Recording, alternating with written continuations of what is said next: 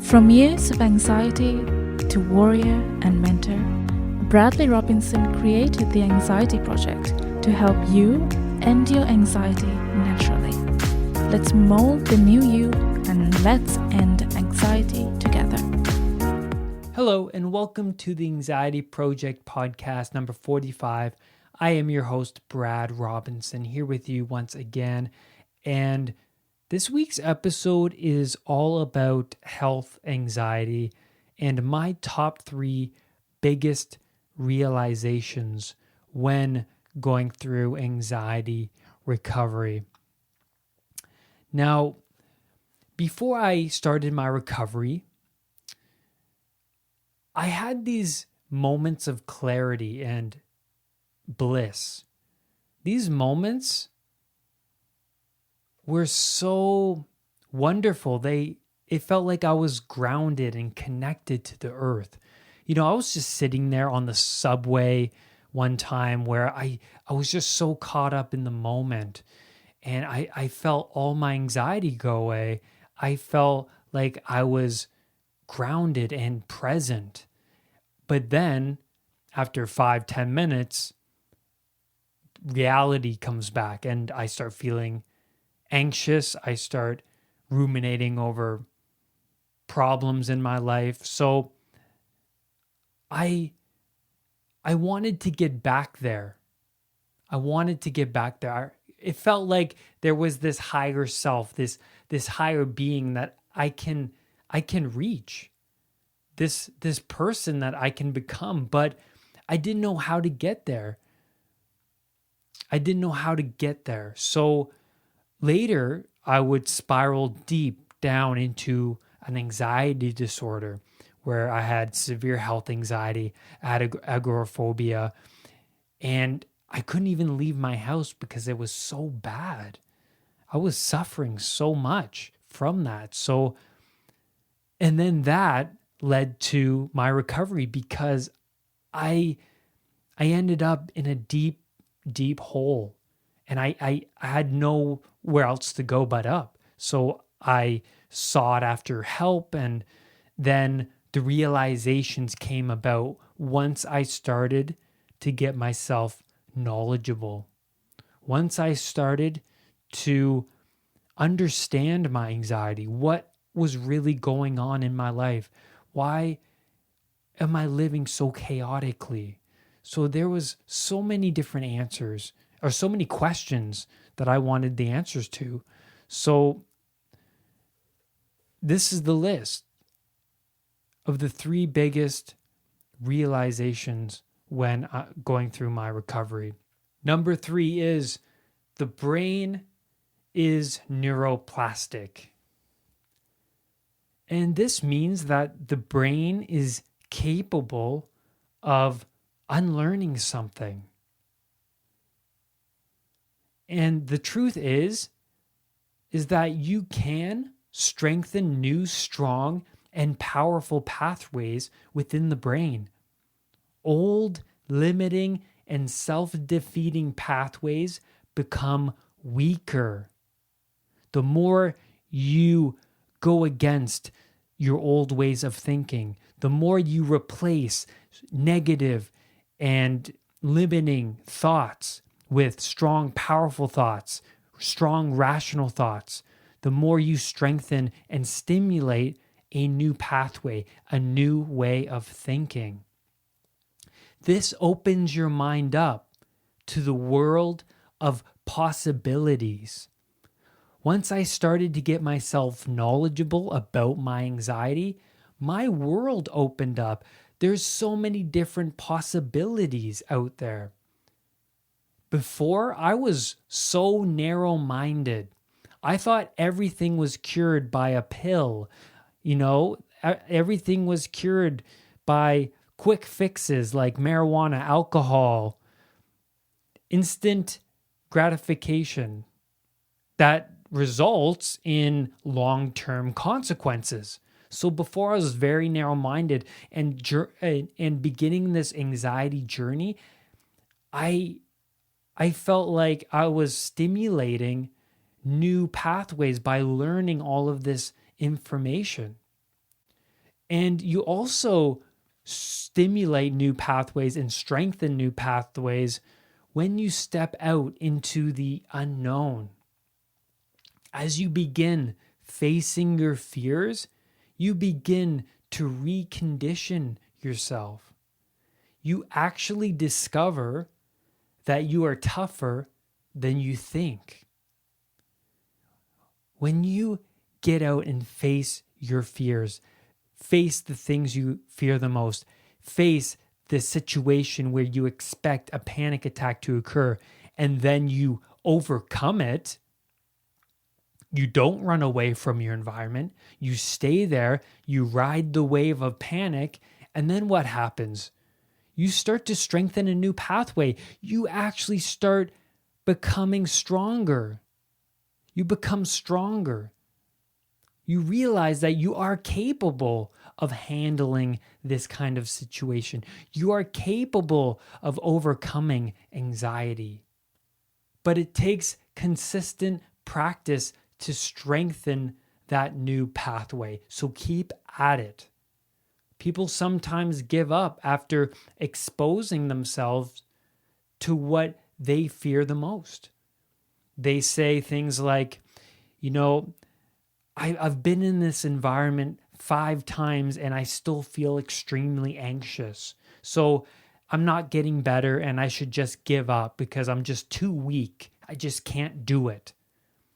That is not good, because if you do give up and don't continue forward, then you're just going to end up strengthening the pathway that fears that situation and that environment. You want to continue stepping into the uncomfortable situations until your anxiety goes down from a level 8, 9, or 10 to a level 3. That's when you know you're getting somewhere.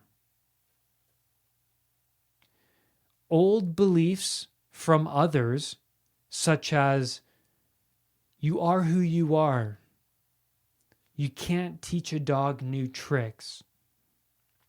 I am too old to learn. People can't change. These limiting beliefs can keep someone from changing their situation, especially the one where they say, people can't change. I hear that one quite often. People can't change. Well, yes, this was a huge realization for me where I realized I can change. My brain is neuroplastic. I can learn new things and unlearn past old limiting beliefs. The truth is, we can change, and just by getting yourself knowledgeable in the first step of anxiety recovery, getting yourself knowledgeable about why you're feeling the way you're feeling can stimulate new pathways. When you're stepping outside your comfort zone, you're not used to learning this stuff. You never wanted to learn this stuff in your past. You might have gone off to dental college or you went off to trade school, but then now you're learning about psychology and your body. And that's really stimulating new pathways. You're getting to know yourself better. So getting yourself knowledgeable is important for strengthening new neural pathways. The second biggest realization when I was going through anxiety recovery is my unconscious mind kept ruminating over past memories because it wanted to deal with them and release them. Now, this is so huge because I always thought that you just block out those past traumatic memories. I remember getting so caught up in certain memories, past traumatic memories, such as embarrassing moments or a family member being ill, or confrontations that I didn't resolve. So I would go about my day and I would get so caught up in a past memory that after a couple minutes, 5 minutes, I would come back into reality and be like, oh my God, where did I just go for that 5 minutes? And then I would push that memory back down into my unconscious mind. But the unconscious mind only wants the best for you. It only wants the best for you. The unconscious does many things. First of all, it makes up 90% of the mind. The other 10% is your conscious mind. It's the iceberg effect. That rest of the iceberg underwater is the unconscious, and that little bit on top, that's the conscious mind. It stores memories and it organizes memories. It preserves the body. It generates habits. It represses memories with unresolved negative emotion. The unconscious mind presents these repressed memories for resolution. That's crazy. I would get so caught up in past memories, and it just took me out of the present moment so often. That's because the unconscious mind is telling me to take care of this memory, to release this memory, but we're never taught how to. So we push it back down. We keep that negative energy in our body. But I realized going through my recovery that you can release these memories. You can release this negative energy from your body through reframing exercises, through NLP work. By getting in touch with your unconscious mind, you can release this memory and deal with the problem. Now, number one, the biggest realization I experienced going through anxiety recovery is the sensations I felt were caused by anxiety. I experienced a lot of feelings, sensations going through health anxiety and anxiety. I would get so caught up in them. I would wonder why I feel dizzy, why I feel nauseous. And I would attach so much emotion to those feelings that when they come about again, I would feel anxious immediately because I would worry, what if I faint? What if this is a real physical illness? So some sensations include the heart beating really fast. That's a common one. People think they're going to have a heart attack. Or another one is different pains throughout the body zaps. Or another common one, tingly in the hands, feet, and the head. There's lots of different sensations anxiety can produce, and we interpret those sensations as being life-threatening, and then we ruminate over these sensations on a daily basis. We link these sensations as medical problems, serious problems.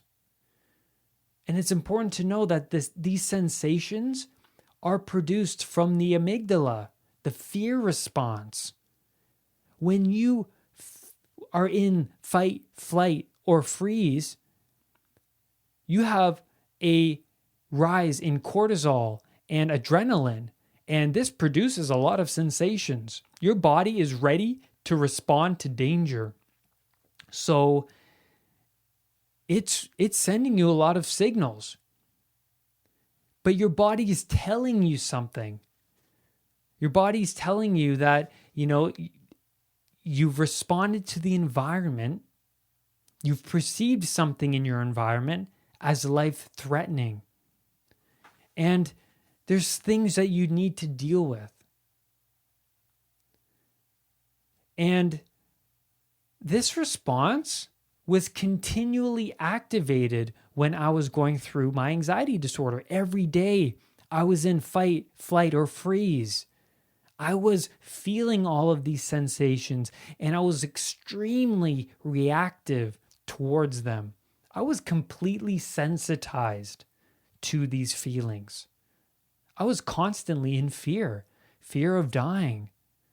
And this snowballed into many other fears. Fear of this mole being cancer, fear of this little strange lump on my leg being cancer, fearful of the world, fearful of going into public places because of the fear of having a heart attack without anybody around, and the fear of being judged by other people, the fear of being embarrassed. There was so many of them. So my whole world, my whole being was completely sensitized. But the thing is, I misinterpreted these sensations. So this was a huge realization for me. This was huge. I misinterpreted all of these sensations. I thought these sensations were life-threatening. But knowing that this is a natural bodily response, that these sensations are caused by a natural bodily response, was a huge realization for me. And I never really had knowledge about my body. So getting knowledgeable, starting off your anxiety recovery just by studying, just by learning about what's going on, is absolutely huge. And that's why I say, listen to the podcast 5 times, 10 times, however many times you want. Just keep listening, because you want to ingrain this information within your unconscious. You want to grow and stimulate new neural pathways and get far away from the old you. You want to progress and get towards the ideal you, the you that is more neutral in your emotions, the you that is confident, powerful, spiritual, positive, the you that you admire. So listen constantly to the podcast, write notes, take the notes with you wherever you go, and just get yourself knowledgeable. Thank you so much for tuning in to this week's episode. Like always, do not let your anxiety define who you are. Please rate and review this podcast on iTunes, and I will see you on the next podcast episode. Bye, everybody. For more podcast episodes, for more video content, and one-on-one coaching with me via Skype, visit www.unpluganxiety.com for everything you need to know about ending anxiety naturally. I love you all. Have a great day. Bye-bye.